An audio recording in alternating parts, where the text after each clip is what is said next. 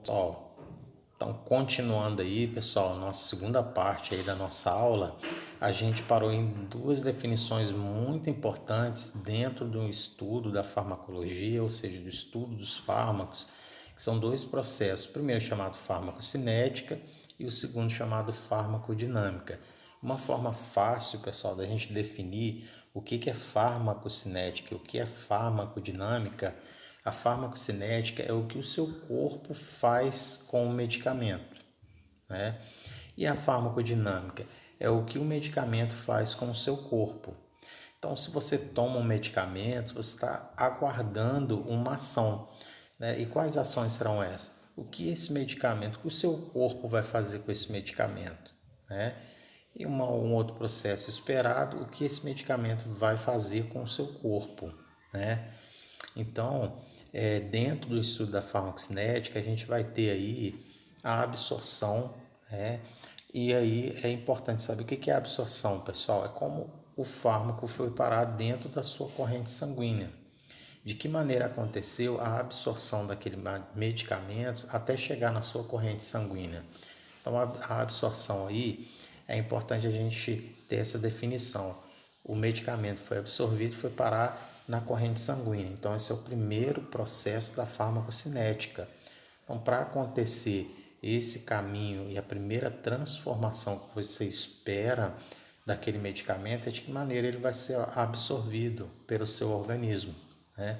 E aí é importante a gente saber, pessoal, que os medicamentos, né, aliás, os fármacos que são mais lipossolúveis, eles são melhores absorvidos, ou seja, vão ficar mais tempo fazendo uma determinada ação esperada. Então, a absorção ela pode ser dos medicamentos que são mais lipossolúveis, ou seja, os medicamentos que têm a presença de lipídios, ou seja, de uma forma de gordura, né? Eles são melhores absorvidos. E isso é explicado, né, dentro da fisiologia, porque a gente tem ali a bicamada lipídica na célula e a gente sabe que toda substância lipossolúvel ela é melhor absorvida e fica mais tempo no seu organismo.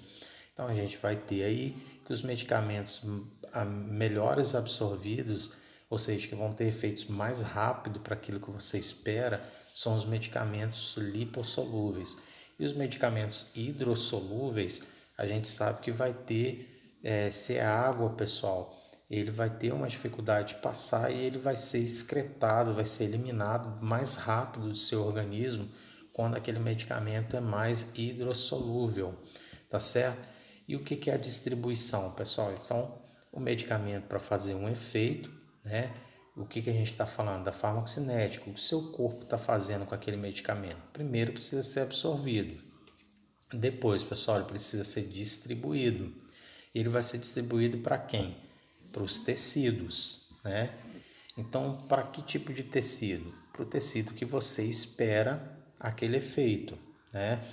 Então, a gente tem aí, é importante saber que dos tecidos, pessoal, o local onde a gente tem uma maior dificuldade de penetração do fármaco é no nosso encéfalo, porque existe uma barreira chamada barreira hematoencefálica, que onde as células são mais justapostas, ou seja, as células são mais aglomeradas, mais juntinhas uma da outra, então isso dificulta. Então, o que vai fazer um medicamento ser melhor distribuído? Quanto mais vascularizado o tecido, maior a facilidade desse medicamento fazer o efeito esperado, né? Então a gente tem alguns tecidos que são muito vascularizados e a gente tem tecidos que são pouquíssimos vascularizados. Vou citar um exemplo aqui, um tecido muito vascularizado, o fígado e o baço, né? Então o fígado ele absorve melhor, né? Aliás, a metabolização da maioria dos fármacos acontece no nosso fígado. Por quê? Porque o fígado ele tem uma quantidade muito grande de vasos sanguíneos, então com isso ele vai ser melhor distribuído. E aí a gente tem alguns tecidos do nosso corpo que são poucos vascularizados, então você sabe que vai ter uma demora para fazer a ação do medicamento. Já que lembra que a gente falou que a função do sangue, né, o sangue transporta também esses fármacos. Então, um fármaco acabou de ser absorvido, ele precisa ser distribuído. Vai ser distribuído para onde? Para um tecido, né? E essa distribuição, quanto menos vasos sanguíneos, quanto menos sangue chegando, maior a dificuldade desse fármaco produzir um efeito. Vou falar para vocês aqui um tecido pouquíssimo vascularizado, os ligamentos, né? Os ligamentos do nosso corpo, que ele tem a função, né, de fazer aí com que um osso ele permaneça numa posição, os ligamentos aqui dão estabilidade para uma articulação, vai ter uma maior dificuldade de absorver alguns medicamentos, porque ele é pouquíssimo vascularizado. Então, existe uma dificuldade aí desse medicamento chegar até lá. Um outro local que tem uma certa dificuldade é no encéfalo, já que a gente tem uma barreira protetora aí chamada barreira hematoencefálica, que vai fazer com que esse medicamento tenha uma certa dificuldade de ser absorvido e de ser distribuído por toda a sua rede de tecido aí.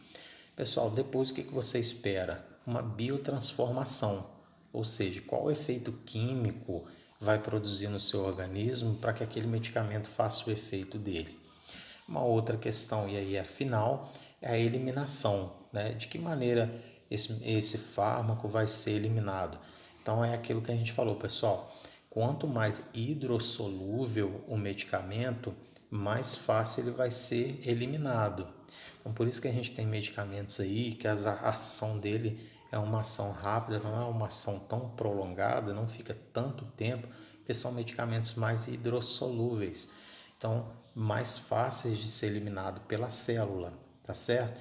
Então, esses são os conceitos aí, pessoal, da farmacocinética, tá certo? E aí a gente vai falar agora um pouquinho da farmacodinâmica. Farmacodinâmica a gente fez aquela definição, né? O que esse fármaco vai produzir no seu corpo, né? Qual que vai ser o local de ação dele? Vai ser uma ação apenas na membrana da célula, né? Ele vai penetrar dentro da célula. Que tipo de transformação ele vai produzir dentro daquele local de ação esperado? Então, eu tomei um medicamento, eu preciso entender qual que vai ser o local de ação daquele medicamento. Então, a gente sabe que a gente vai ter receptores em determinados tecidos que vão ser responsáveis por fazer a captação desse medicamento. Então, o local de ação, o mecanismo de ação. O mecanismo de ação é o que aquilo vai produzir, né? O que ação a gente espera e qual foi o mecanismo utilizado aí para que aquele medicamento faça a sua ação. E quais são os efeitos, pessoal? A gente tem alguns efeitos que a gente falou aqui, um efeito terapêutico. O efeito terapêutico, o medicamento foi lá, fez o efeito desejado, ou seja, aquilo que era esperado dele, e aí você tem um efeito terapêutico, né? Ou seja, pessoal, produziu a cura, né? E aí você tem os efeitos indesejáveis, por exemplo, os efeitos colaterais, os efeitos adversos. São aqueles efeitos que você não esperava. E a gente sabe que a grande maioria dos medicamentos vai ter efeito colateral. Você toma o medicamento para um efeito, mas ele vai produzir outros efeitos indesejáveis aí, ou seja, efeitos, né, que podem ser tóxicos ao seu organismo. Só que aí a gente tem aí o estudo da toxicologia, que vai determinar o que de ruim, tão ruim vai acontecer. É claro que a gente sabe que cada organismo funciona de uma forma, né? E aí a gente tem aí o efeito que a gente está esperando de cada medicamento daquele ali. Então, pessoal, a farmacodinâmica a gente pode definir, né, com aquele fármaco produziu, o que aquele fármaco produziu no seu organismo. Qual que foi o local de ação esperado? Qual foi o mecanismo de ação? E quais são os efeitos esperados? Então, esses são 3 elementos que estão dentro da farmacodinâmica, tá certo? E aí, a gente tem alguns conceitos também, pessoal. O fármaco é conhecido também como o princípio ativo, né? Então, foi feito um estudo daquele medicamento e foi esperado um princípio ativo. O que vai ser produzido com aquele medicamento? Então, isso é um princípio ativo, né? E aí, receptores, pessoal. Então, o que é receptor? espera que o medicamento que você tomou, ele precisa se ligar a um receptor para produzir um efeito, né? Então, você lembra que a gente falou no estudo aqui da farmacocinética, aquele medicamento foi absorvido para a corrente sanguínea, dentro da corrente sanguínea ele foi distribuído para um tecido, e aí dentro daquele tecido a gente tem várias células com receptores. Esse receptor é um componente de uma célula que interage com uma droga e dá início à cadeia de eventos bioquímicos que levam aos efeitos observados no fármaco. Então, pessoal, quando foi estudado, aí a gente tem diversos medicamentos, milhares de medicamentos aí. A gente vai falar um pouquinho depois sobre a Relação Nacional de Medicamento do Brasil, a RENAME, e nós temos aí a REMUME e a RENAME. Vocês vão saber o que é isso, mas quando você tem um estudo do medicamento, você sempre pensa num receptor, né? Eu vou dar um exemplo aqui. Existem alguns medicamentos para pulmão que aceleram o coração. Por quê? Porque esses receptores do pulmão são os mesmos receptores do coração.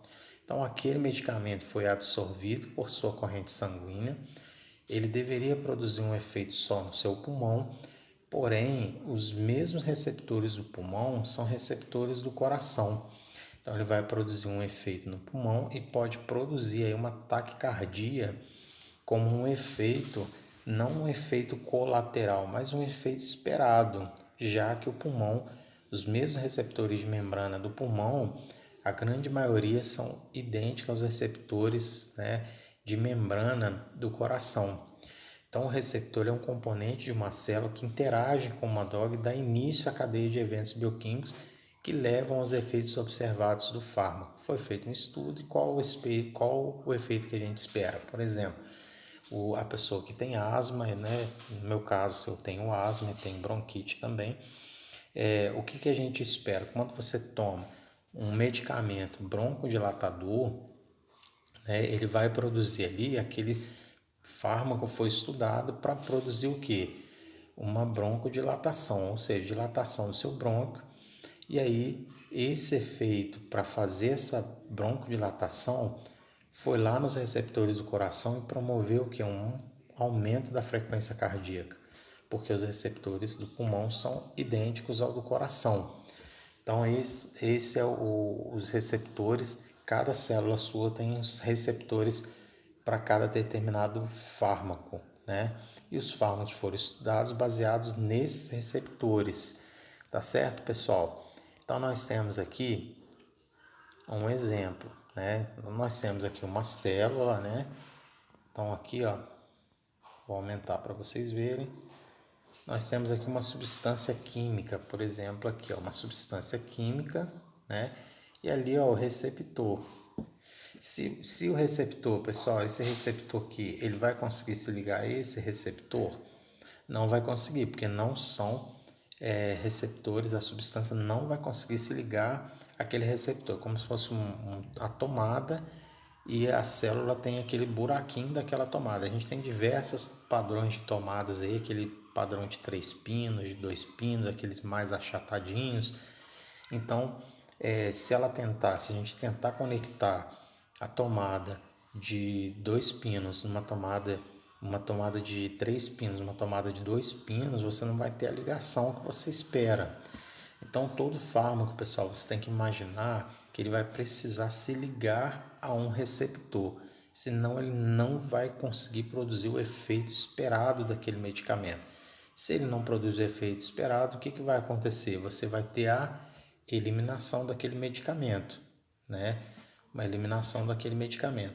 Então, a gente tem alguns fatores que podem, pessoal, interferir, por exemplo, também a gente pode ter alguns exemplos que podem interferir na ação desses medicamentos para se ligar a um receptor. Pessoal, então vamos agora para a nossa terceira parte. Até daqui a pouco.